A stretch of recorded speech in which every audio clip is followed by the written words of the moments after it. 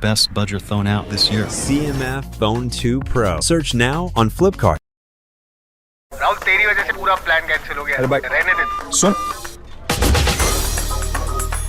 Buddies के साथ cricket screening का प्लान बनना फास्ट, सेम प्लान कैंसिल होना उससे भी fast.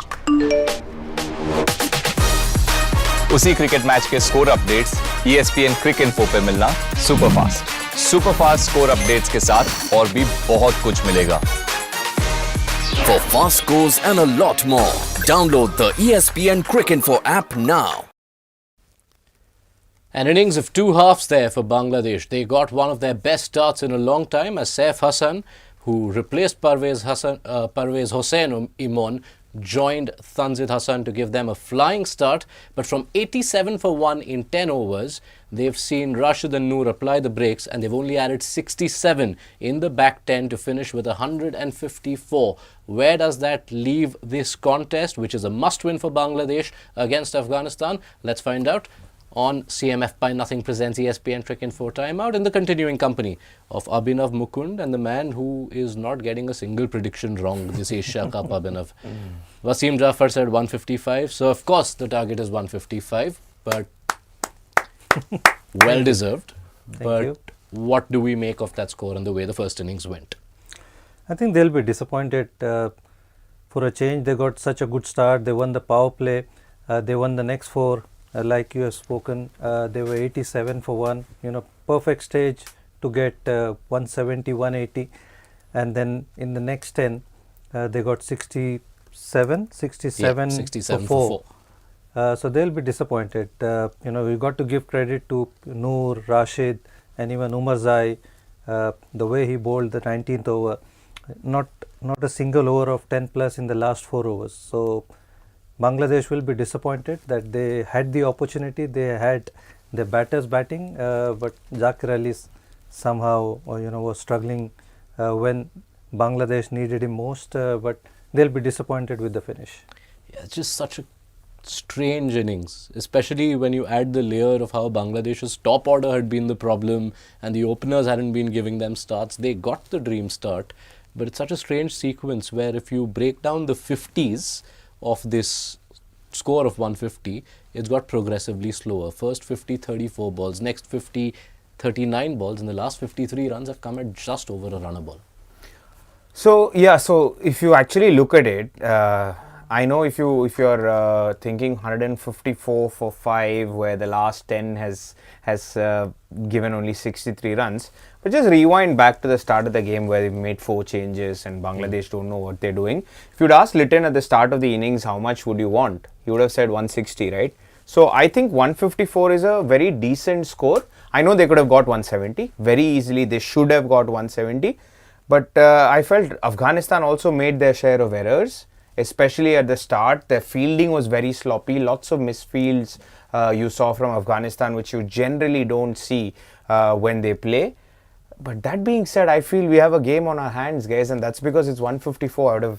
I wouldn't have liked it to be 175, maybe too much out of reach for Afghanistan. But I feel there is a game on our hands here because of the way Afghanistan have finished in the last 10. Yeah, they've pulled a lot of it back, but that Bangladesh have got to this total is down to the start they got. Tanzid Hassan is worth spending some time on, but let's start with the opening partnership on the whole, Wasim, because the last 6 T20Is, Bangladesh's opening stands had a sum total of 12 runs.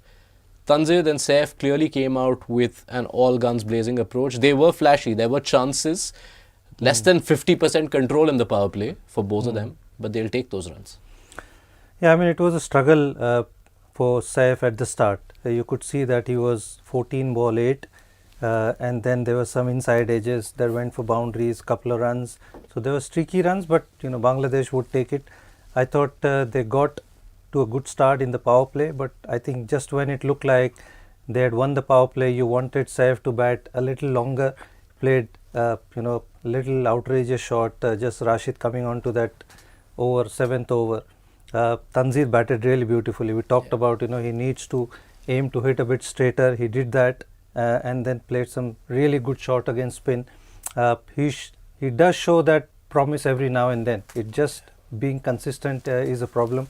but there's a lot of promise. But I thought he also needed that 50 need to be converted into 70 or 80. They would have got that 170 that we're talking about. But I thought they batted really well. They'll be happy that they made a change and it worked.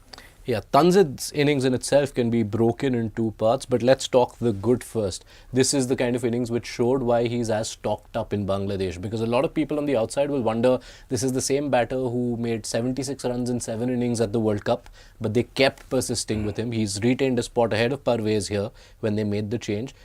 Talk us through that start. He played only 12 balls in the power play, but 6 boundaries. Yeah, there is a lot of promise. You can tell why Bangladesh want him, because they are also shifting towards that brand of cricket where you want batters to be constantly aggressive. They don't want accumulators at the top of the order anymore, and you can see clearly why they persisted with him. He had his chances early. You saw a couple of edge boundaries, one flying between keeper and slip, one on the other side of slip which went along the ground. So he did get his chances early, but that's the thing with this T20 game. We started this show by saying against Sri Lanka they played 2 maidens, one was a full toss, you miss out, but that's the beauty of the game. You'll get your luck of the draw if you continue persisting. But again, that's where when you make runs and you're making them at a very fast clip, why would you take a risk of the first over of Noor Ahmed when he's come on to bowl? Because then you've basically built up the entire you've built up the partnership, and then when Liton Das gets out, you've got to cash in and say, okay, I'm going to be that top 3 batter and going to make a 70-75 today. And I think that's where they lost the momentum. They were struggling to bowl against the left-hander. Yeah. And as good as he was in the power play and with the start and even some of the shot making, I mean, some of those sixes of Ghazanfar, go catch it in the highlights when you can. But after the power play, 20 of 19, he only got 1 of his 7 boundaries after the power play, and with every passing over, it almost felt like that wicket was coming. He felt like he was cutting a frustrated figure, just shackled. Yeah, I mean, you generally expect that that's going to happen after power play. We talked about the quality spin. Noor Ahmed came in a lot later in the innings, but he came in and got wicket straight away. But it's not going to be easy. You're not going to hit 4s and 6s straight away, after the power play. So I just thought, had he gone through with that shot, he would have got more value. I just thought he wanted to chip in, whether behind the bowler or maybe over cover. It didn't look like the free-flowing Tanzid that we saw in the power play. So that's the mistake probably he made. But I think he was somebody who they needed, to be there till the 17th or 18th over.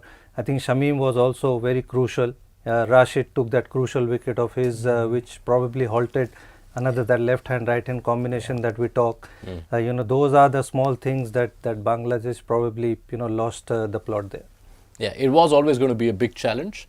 I mean, it's one thing to get a start, but then those overs of Rashid and Noor coming up, and it went almost exactly to the script you would imagine. Rashid Khan comes on to bowl his first right after the power play, strikes. Noor Ahmed comes to bowl after the 10th over, strikes, and those two together are responsible for this swing we've seen in this game. And there is the school of thought where a lot of teams nowadays look to contain, which is also a very good tactic in T20s. But I'm a very strong believer that wickets make a huge difference in the context of a game, especially in an international game where Noor and Rashid, when they come on to bowl, they're looking to be aggressive, looking to pick up wickets. And that's exactly why this innings was derailed. Otherwise, there was definitely 170 on the cards. I was constantly checking the live forecaster as well and kept dropping. There was 178, I think, at one stage. Around the halfway mark. Around the halfway mark. And then it kept dropping. But that being said, I thought Rashid and Noor, with the aggressive intent to pick up wickets all the time, then that's why they're so wanted around the world of cricket at the moment. Yeah, world class that they are, their threat becomes all the more pronounced given the inexperience of the batters in front of them. Some of those decisions, Saif Hassan right after the power play, it's a shot he can rethink. Do you need to take that risk in Rashid's first over? Yeah, I think that was the mistake he made. He needed to play out that over. 6 and 7 in that over would have been fine. You need to pick and choose your bowler. he looked like he was somebody who was jittery, who was willing to take extra risk, which he didn't need to take. They had a very good power play. Couple of overs there of decent 7-8.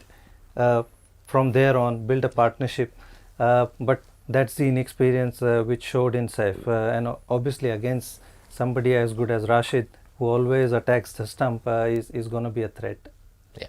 So as it turns out, the efforts of Rashid and Noor and the pullback from Afghanistan's bowlers means after 59 for no loss in the power play, Bangladesh have added 95 runs in the last 15 overs, but it is still 155 on the board, and as Abhinav Mukund has said, it makes him think that we are on for a close contest. Set up the chase for us, Wasim. How do you see this going? I expect Afghanistan to win in the 19th over. Oh, you've already gone to the prediction. Okay. Yeah. At the moment, I just wanted the setup, but yes, now it's called. Wasim Jaffer has said it, so it's happening. 19th over, Afghanistan get there. But yeah, how do you see it playing out? I just feel that they haven't got that mystery about them. Unless their fast bowlers, break open the game, they have an opportunity. But Rishad can pick up wickets. But again, he's had only couple of games to show. But too much to ask from him, and I feel Afghanistan bat really deep, so I'm expecting them to chase down this easily. Correct. Rishad is the one bowler we wanted to focus on because he is obviously for Bangladesh that point of difference. We saw that at the T20 World Cup last year. Had a very impressive game against Sri Lanka at the World Cup, but the last game he bowled just the one over, went for 18 against an Afghan side who are so used to playing the best spin bowlers in the nets. How much more daunting is the challenge for Rishad? It is definitely, because I think he's been hot and cold this year, Rishad Hussain. You find sometimes that he goes too full, or he doesn't get his length sometimes, right? And that sometimes happens with a wrist spinner.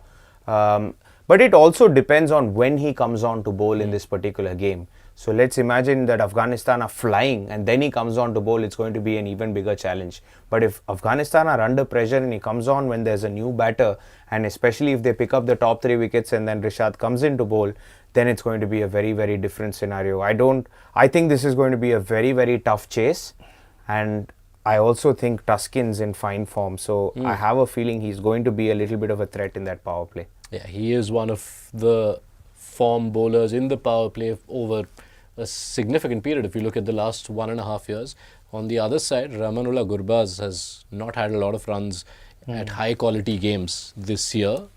So Tashkin, the one to break the game for Bangladesh?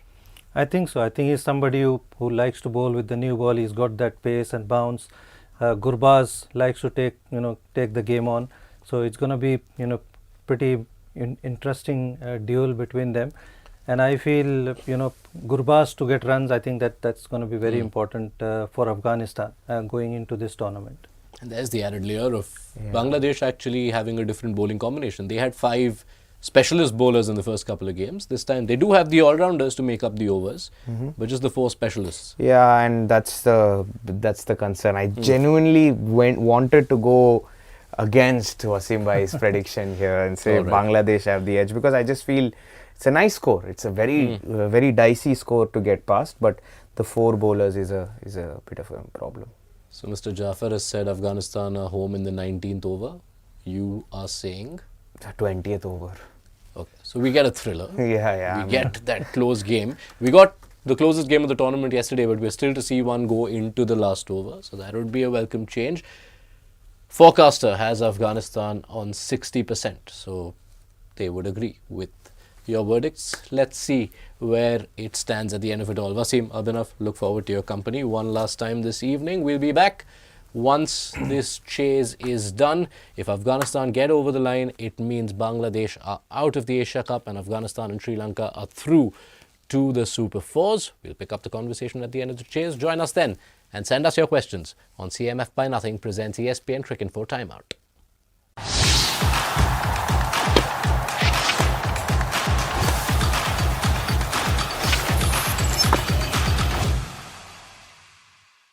Best budget thrown out this year. CMF Phone 2 Pro.